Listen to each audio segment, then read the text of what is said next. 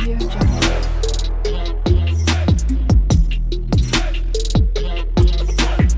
Audio Jungle.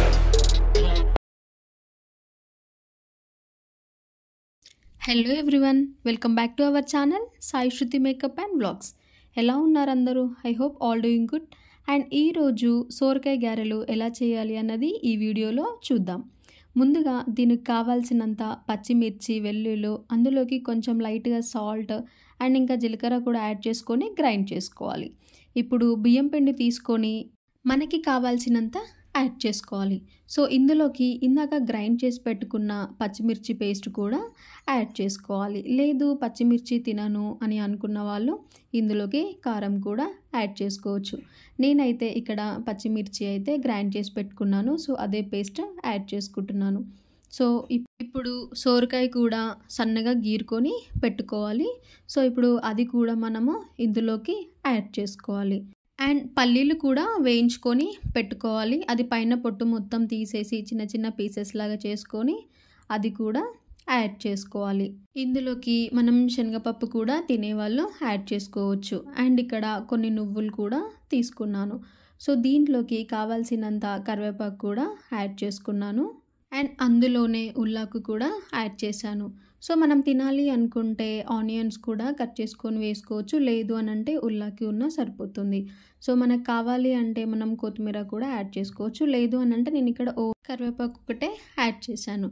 So water లేకుండా ఇప్పుడు మనం తీసుకున్న ఇంగ్రీడియంట్స్ అన్నీ కూడా పిండిలో మిక్స్ అయ్యేంత వరకు కలుపుకోవాలి.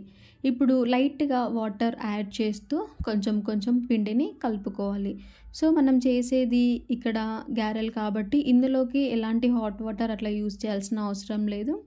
నార్మల్ వాటర్తో కూడా మనము పిండి అనేది కలుపుకోవాలి. కొంచెం కొంచెం వాటర్ అనేది యాడ్ చేస్తూ పిండి మొత్తాన్ని కూడా కలుపుకోవాలి. ఎట్ ఏ టైం వాటర్ వేస్తే లూజ్ అయిపోతుంది కాబట్టి కొంచెం కొంచెం యాడ్ చేస్తూ హ్యాండ్తో మాత్రమే పిండి మొత్తాన్ని కూడా కలుపుకోవాలి. పిండి మొత్తాన్ని కూడా ఇలా ముద్దలాగా కలుపుకోవాలి.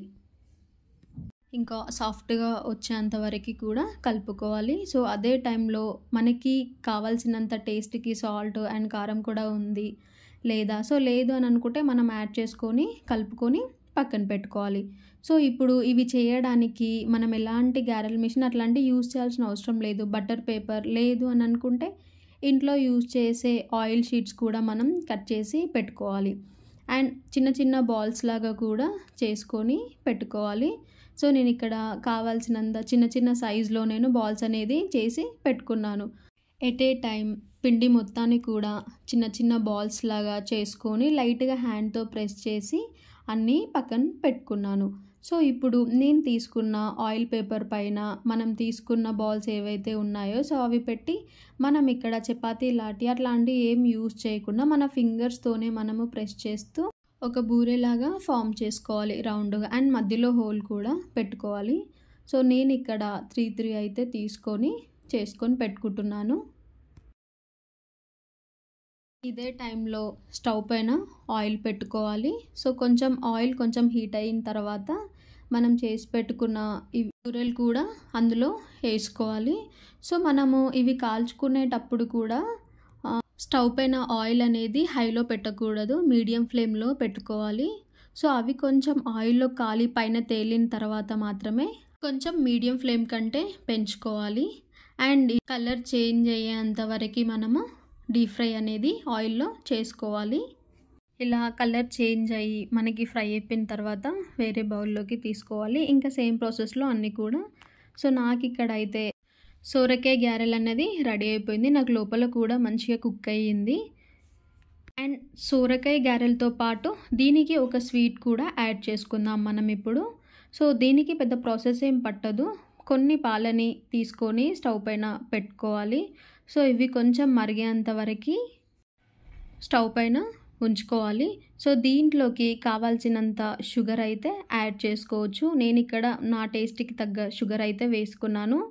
సో షుగర్ కూడా మొత్తం మెల్ట్ అయిపోయి ఈ పాలల్లోకి మొత్తం మిక్స్ అయిపోయేంత వరకు స్టవ్ పైన కొంచెం హీట్ చేసుకోవాలి. సో ఇదే టైంలో సేమ్ ఇక్కడ కూడా బియ్యం పిండియే.